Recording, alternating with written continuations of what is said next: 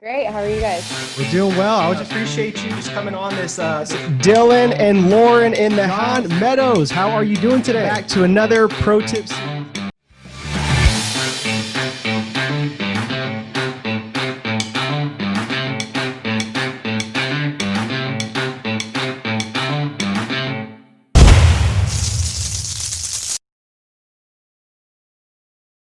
I think I would first focus on, okay, number one, I'd figure out like what's going on in the world and what do people need? What is a potential problem that I could solve? I think if you can solve a problem, no matter what's going on in the world, you can that, because if you can provide a solution to many people's problems or just your target audience problems, then I think that is something that will be very valuable, like I said, regardless of what's going on. Mm-hmm. So I would just kind of hammer down and focus on like, okay, what are my personal strengths? What is something that my friends all say about me, because I think sometimes it's hard to figure out, okay, what are my strengths? But it's like, what do your friends know you for? What do they all say? Oh, go to her for this, or go to him for this.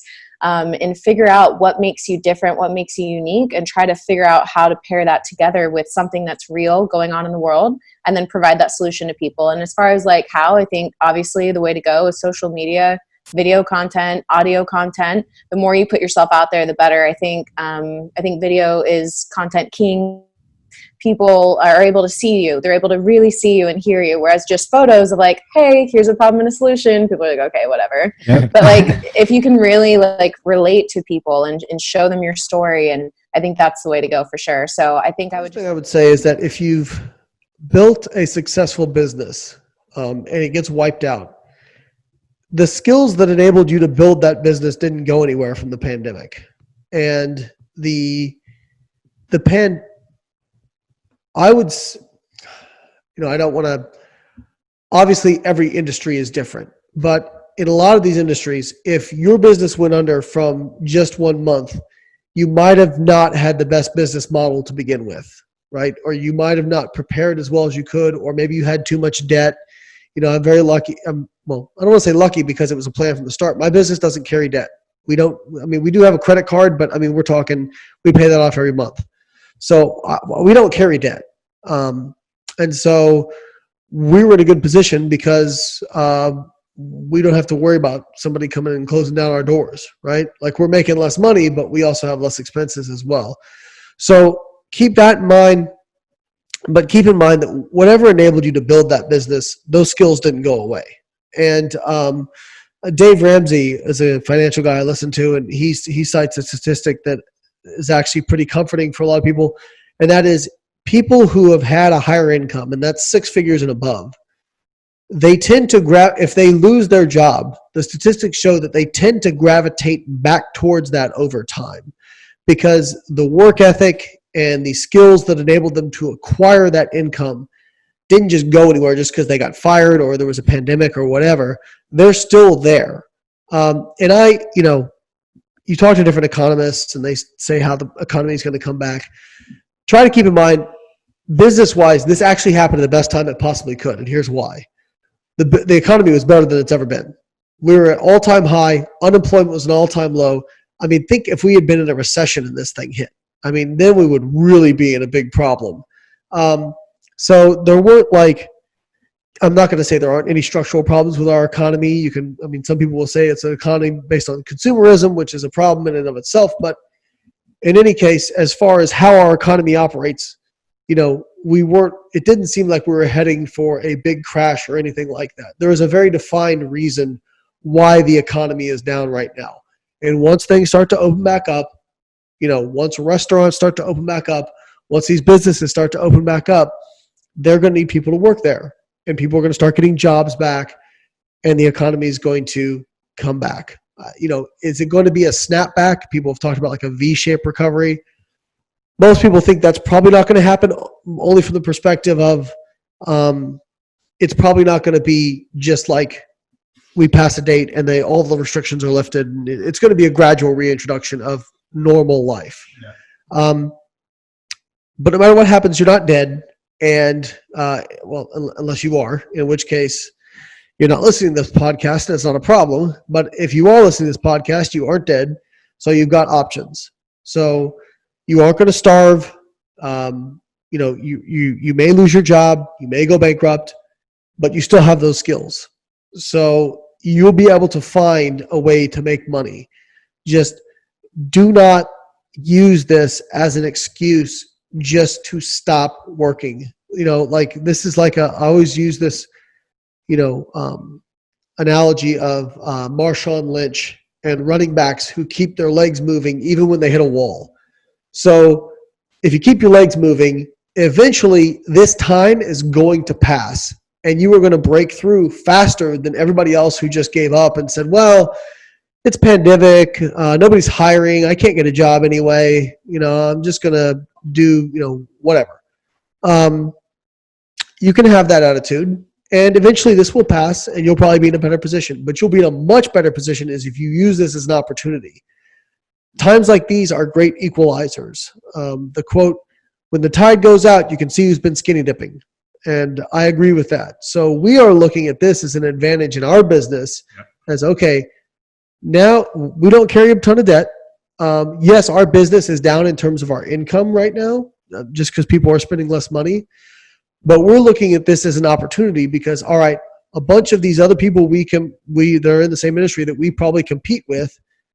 Maybe they're, sitting on their heels, or they're not working as hard, or they're discouraged or whatever. Well, we are going to take, I don't want to say advantage of that, but we are going to keep working hard. We are going to push forward. We're going to come up with new ways to create revenue, and it's going to put us in a better position so that once the economy does come back, we're going to be even better positioned than we would have been otherwise.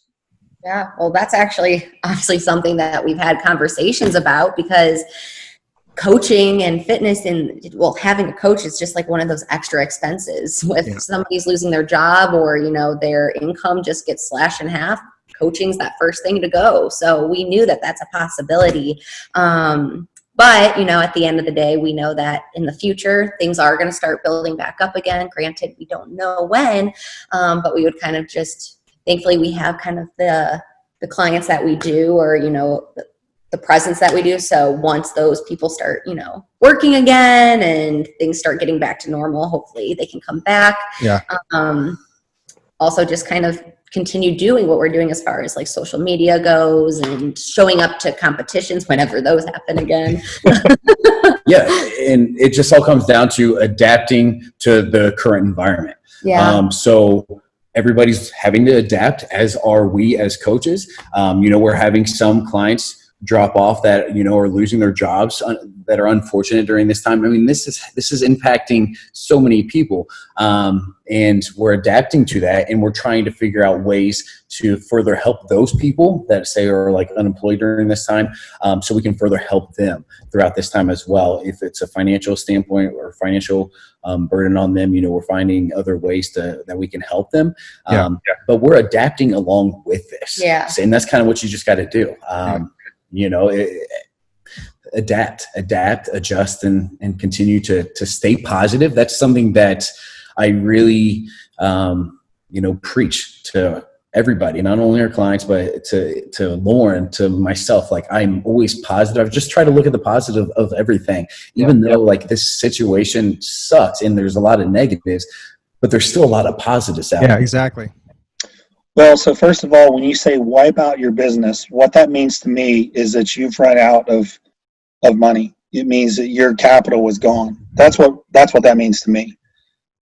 Because this pandemic shouldn't put anybody's business, that shouldn't put anybody out of business for any other reason. Like this pandemic, well, I don't know. People are saying some pretty crazy stuff, so maybe that'll put them out of business. But generally speaking, if they run out of capital, what are the things that you had to build your capital? You had yourself, you had your knowledge, you had your discipline. You still have all those things. Like, those didn't go away with the pandemic. The only thing that went away with the pandemic was your money. So, you still have all the knowledge, though. In fact, you should be better. Like, if my business got wiped out today and I had to start over, think about all the lessons I don't have to learn now that I've learned over the last 10, 20 years. Absolutely. Great point. So I should be in a much, much better position to rebound. So anybody who's lost their business, although it sucks, and I've got a lot of friends in that position right now that own gyms, and I'm very, very concerned for them.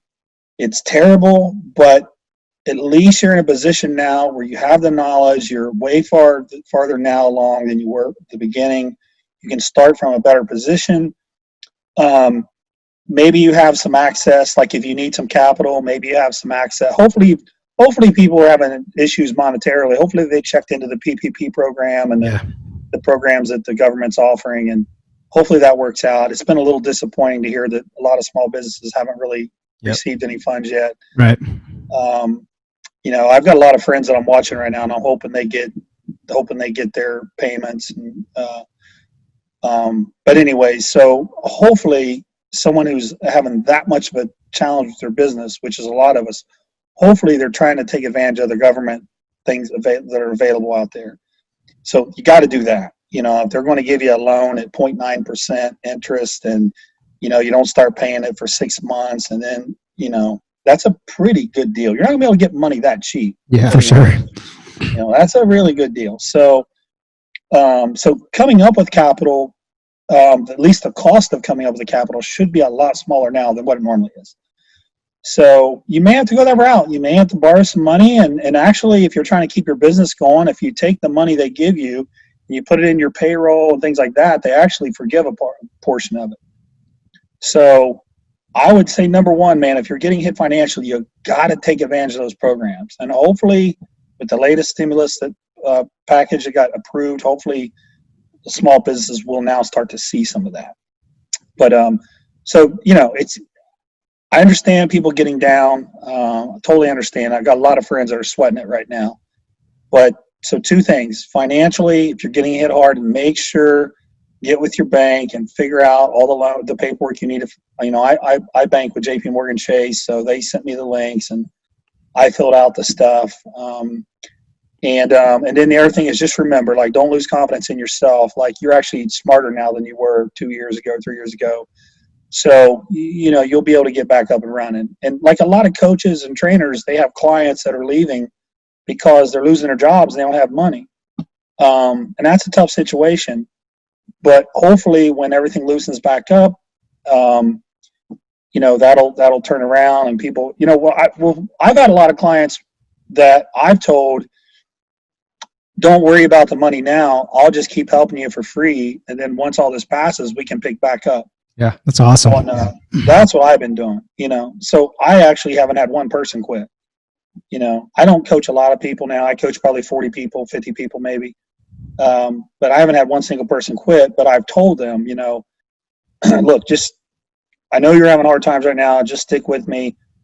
You know, maybe the updates won't be as intense because I can't say how many sets did you do on the squats, or, you know. But just stay with me so you have some focus. Yeah. You know, so we don't go off the deep end. Just stay with me, and they'll appreciate that. And when things get better for them, they'll be like, okay, I'm in a better position now. So you may have to do something like that. But listen, we got time now, right? Absolutely. So that's the way I looked at it too. I'm like, I got time. So, yeah, you know, but because a lot of people, they're going to be really down. And that's a way you can keep them up. That's a way you can help them feel better. Like, man, my coach didn't bail on me. You know, I'm going through tough times, but I've got clients that are like really, really down. And every week I'm like, it's okay. Like, we're going to get through it. And, you know, and I know they appreciate it. So that's another thing I would say to the guys out there that are training people. Just an idea to throw by you. Stick with your people. You've got the time. You know, stay in touch with them, even if it's just once a week. How things going? How are you? How's your diet going? Just little things like that. And that's really what coaching is about, getting results. But I've always felt like it's about relationships as well. Absolutely. I was never the robotic guy that just said, send me your plan, send me your diet, send me your stats, I'll make the adjustments. Like, I do that, but it means more to me than that. Yeah. You know, so I think you guys are the same way. So anyways, just some thoughts there. Man, you know, obviously having over 10 years of experience, I've failed a lot and I've learned a lot of very valuable lessons. The first thing that I would potentially do is just make sure that fear did not make any of my decisions moving forward. Mm-hmm. I did not allow fear to predicate what I put out on social media, what content I make, what clients I work with, what limitations I may have felt that I things I just couldn't do because I was scared to do them. First and foremost, I would put my faith over any fear.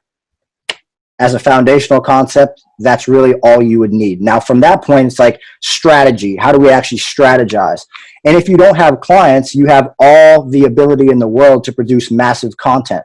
Now, I think that Instagram right now is probably the biggest lead generation tool that we probably have, unless you've been somebody who's invested like a solid year or two into YouTube and you've grown your channel up. Then in that case, that's your primary, right? But I would go really hard on Instagram. I would go hard on YouTube. I would share my thoughts. I would network. I would probably join a mastermind or something like that. And again, finances can be a limiting factor for a lot of people. Keep in mind that when this pandemic kind of comes to an end, 60 million people have lost their jobs. And banks are going to be trying to give money away. Okay. So if you guys think about how much did it cost us to start our businesses? Not very much. Not much at all. I just needed a computer. Yeah. Right. Once I had my computer, now I had access to the entire world. So I don't necessarily think anybody has to take out a massive loan or anything, but as long as you have like technological devices, I mean, you can do everything from your phone that you could do on your computer. Yep. So as long as you have an iPhone, you don't need everything, super high tech, fancy, all that. But the three main platforms, I'd say Instagram, YouTube, podcast. I would start those immediately. Yep. Reaching out to like my dream team. Who are my top 20 people that I would want to get either on video or on podcast? And I would make sure that I scheduled something using either a Calendly or something similar to the app that you guys use. I think it's called Schedule Once or something like that. Link them, get them all in there, put them all in Google Calendar. That way, you're not allowing the world to dictate what you do, but you're actually being proactive with your tasks every day. And when you start to learn how to become proactive in your tasks every day and actually map your days out, everybody listening to this will be astonished at how much they get done. Yep. There are a lot of people right now who they think, oh man, if I do 2 podcasts a week, like that's a ton. Like, man, you guys have probably interviewed 10 to 15 people in a day before. You know what I mean? Like, think about how that efficiency and the automation of the back end can help us out. So starting from ground zero, have faith. Don't let fear dictate your decisions. Don't let money be the deciding factor that ultimately makes your decisions moving forward. Nothing needs to be perfect. It just needs to go out, solve people's problems, network, and film things. That would be my top. Oh man, that's a loaded one right there. This guy, man, intense question. Yeah, it's going to happen. I mean, I know there are. I will say, I feel like the smaller gyms might be in a better situation here. Oh yeah. I thankfully, and I say this just selfishly myself, like I'm a one-person LLC. I have a small studio here in Boston. I have coaches that sublease under me, that run their own businesses under them. They're not employees of mine, but they do run their own businesses under me. And so when I'm not there, they're using the same space. So I do think smaller gyms that don't have a lot of employees, or maybe they're doing independent contractors, or they just have 1099 employees or whatever, they're probably going to be in a better situation than the larger, massive gyms and small studios. As far as starting over from scratch, I do think if you've taken it upon yourself to serve your clients, I know when this all first was starting to go down, the first thing I did wasn't to jump on Instagram and start putting up 1,000,001 different at-home free bodyweight workouts. I mean, yes, I've dabbled in it. I said, oh, here's some cool things you can do with a band. Here's some cool things you can do. Of course, I think that's fine. But my first avenue and the first thing I did was to contact every one of my clients and say, how can I help you? How can I serve you here? What can I do to help? Not necessarily to say, hey, are you going to sign up for virtual training?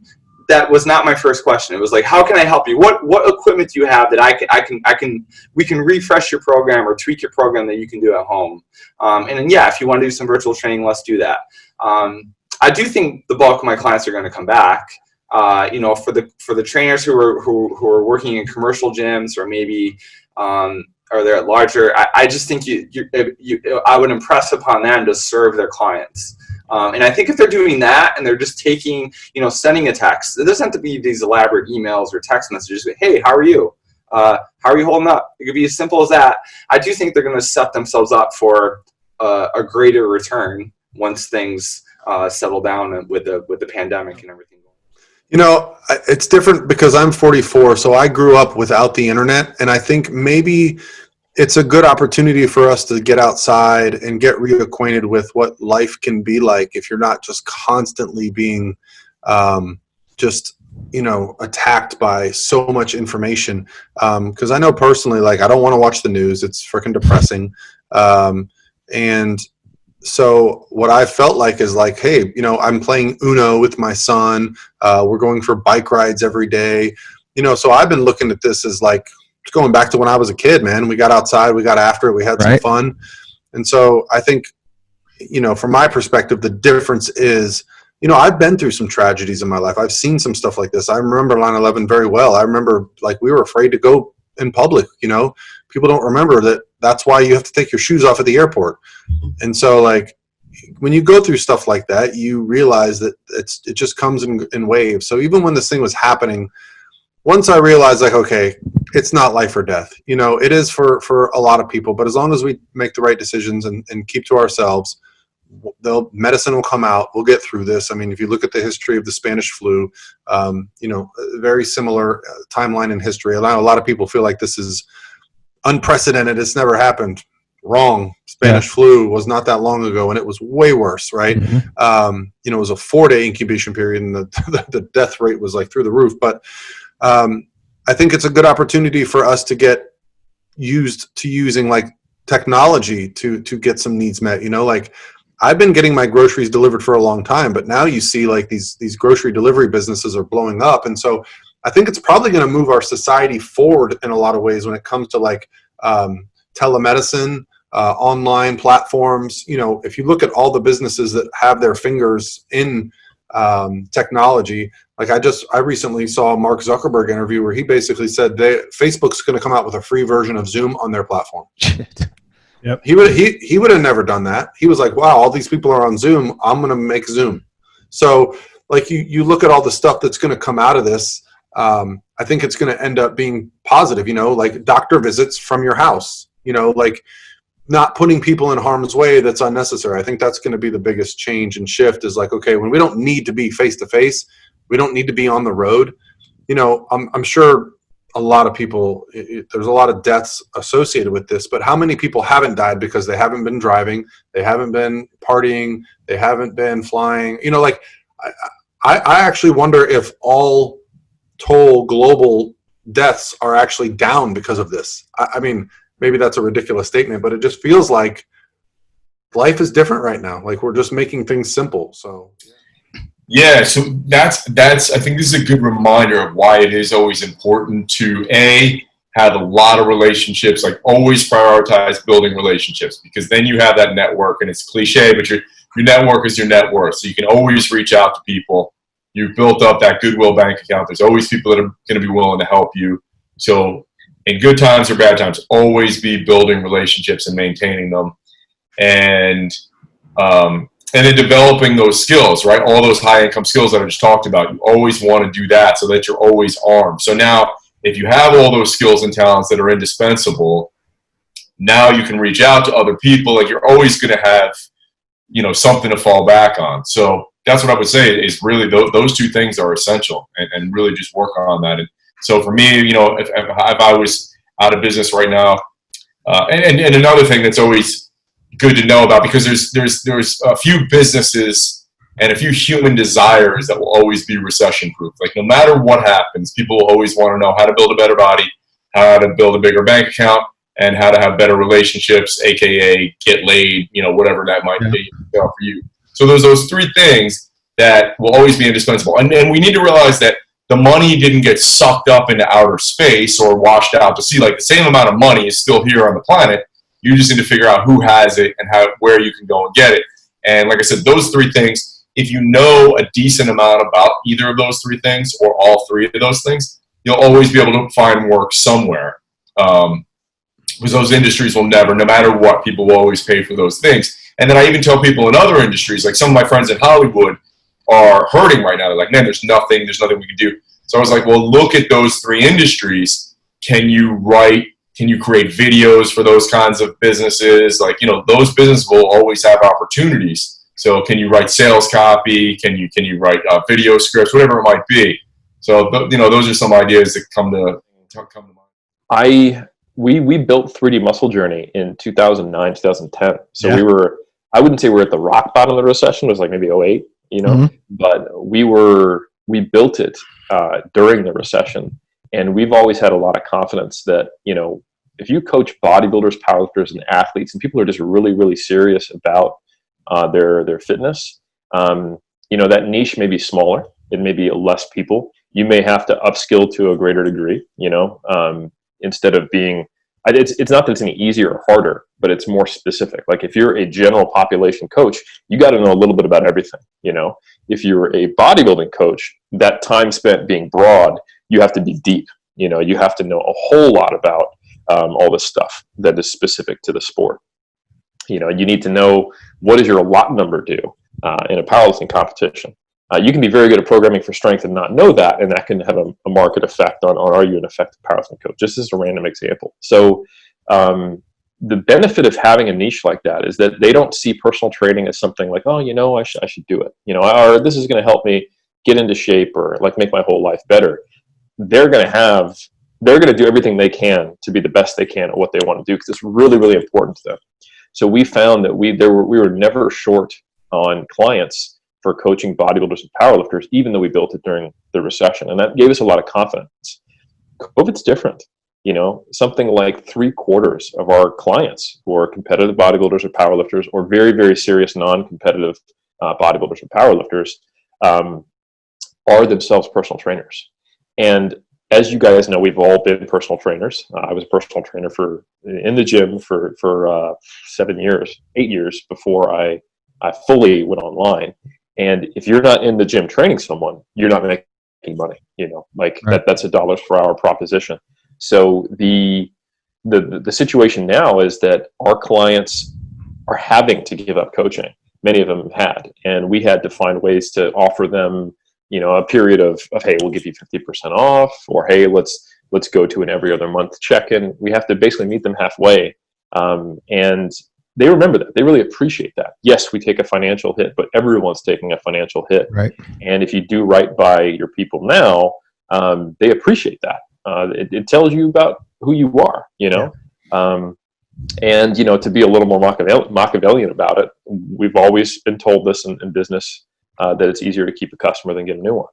So I think if you've got a lot of clients you collaborate well with, you developed a relationship, they are currently a customer, they value what you do, it is probably in your best interest to meet them where they need to be for the time period until everyone's finances recover.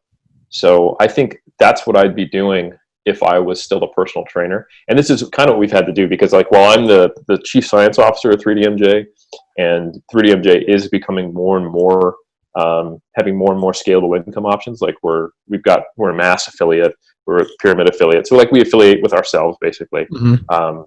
And then we also have the 3DMJ Vault, and we're doing more and more things to generate passive income, or I should say at least scalable income. Yeah. We did take a hit in coaching, so we had to promote more Gen Pop coaching. We had to offer discounts to our current clients if they needed that, and that really made a huge difference. So if I was in a position where I was in-person personal trainer, I wasn't online, the first thing I would do is I would contact all of my clients who I was in person with and be like, hey, we could do this. I can be there with you on Zoom. We can schedule specific times, and I would start working on emails that would provide value. All the little things you wish you could do as a personal trainer, they need to get a really good workout, and that's going to take at least 30 to 45 minutes of our time. I know I want to talk to them about lifestyle, nutrition, wellness, mindset, time management, all these things that are the reason why if I just disappeared, they wouldn't keep working out on their own, because that's the tough thing. It's if you're a personal trainer and your clients are great when they see you the 2 to 3 times per week, but if you weren't there, they would slowly fall off. Mm-hmm. Your goal is basically to give them good workouts, but really where your head should be at is, what can I do so that they will adopt a fitness lifestyle long term? How can I change their lifestyle? And that means that all of the rest of your time, when you're not actually physically training them, or even during rest periods when you're talking to them, emails you send them between sessions, etc., should all be geared towards helping them make that commitment to changing their life, which is what it's about. So that they become someone who doesn't need you eventually, but greatly appreciated what you did and wants to spread the good news, become a missionary for a changed lifestyle. That was one thing I always tried to work myself out of a job as a personal trainer. And I would get in these arguments with my, like the fitness manager or the business owner, like, no, you need to re-sign them. And I'm like, I'm not going to string someone along until they hate fitness and they associate a negative thing with it and with me and create negative referrals and bad customer service. What we want is to create people who came here 12 weeks later. The most important part of their day was when they trained. They love it. It trickled down, affected everything else positively. And all they want to do is tell all their friends and family, hey, you've got to do this. Yep. So I think getting that message across is very difficult when you have 30, 45 minutes, an hour with someone, and most of it is training. Finding the time to talk about nutrition, finding the time to talk about all that stuff. But now you have more than enough time, and they're a captive audience. They might not be able to work. They might not. They have to work from home, but you've got their email inbox. You've got their Skype. You can offer them, meet them halfway to whatever degree needs to be to keep them around, so that it doesn't suck up too much of your time, and at least kind of stop the bleeding, and then really start to put in place ways of giving them value. And then you may find, you take a hit now, but you could just barely cut even or dip into your savings just a little bit. And then when you come out of it, you're going to have all of these things developed that you developed for COVID that are actually really, really helpful to give more value to your clients when you go back to in-person training. And now you'll be able to do things like hybrid in-person online only, consulting, and you'll have just this much more depth to your business. Yeah. And this is something like right now, we've seen that the businesses that are surviving in New Zealand that are brick and mortar are the ones that did online stuff before or could quickly adapt. The ones that didn't have a website, they're like, my Facebook is good enough. I never go on it. Now you can't order online. Or like all these little things. And they were just getting by on the fact they had a good location and a good chef. They're struggling. It's the ones who thought about being a business in 2020 and providing the ability to order online, do Uber Eats, all this kind of stuff. Online booking tables, they're the ones who had a much easier transition and are going to be, leaking the least amount of money. So I think that's kind of the same thing you can do as a personal trainer now. The ones who are not suffering are the ones who already had some online coaching and some in-person stuff, and they can just go, hey, I can't do this, we can do that. But if you didn't have that, now's the time to get on it. Well, I think if that were to happen to me, I would definitely rely on online. I would probably, if anything, if I could, for someone who trains people in person, if you can move to a totally online model, or at least start off that way, I think that would be really helpful because, like I said, I've lost some of my online coaching clients right now, just rather they're more just kind of on pause. But I still have some of my online clients, and so. In a situation like this, you can still work with people online, especially at least with the nutrition aspect. So again, I think it's a matter of, again, not having that all or nothing mentality. Trying to shift gears, thinking, okay, well, obviously I can't train people in person right now, but what can I do, and starting from there. Hey, thank you so much for watching this video and another episode on pro tips on living a dynamic lifestyle. We truly appreciate it. Hopefully you got a lot of value out of it. If you're interested in getting more value like this from these pro tips, make sure to subscribe above. We're going to be dropping these daily. Also, if you are a fitness professional and you're looking to create more income, impact, influence, and independence, we just dropped our new book, Rise of the Fit Pros, so you guys can do all of that, and you can also start building your hybrid training model of in-person and online training. So make sure to click the link or the book right here to grab your guys' copy, and we'll send it over to you. Other than that, we're out. Talk to you soon.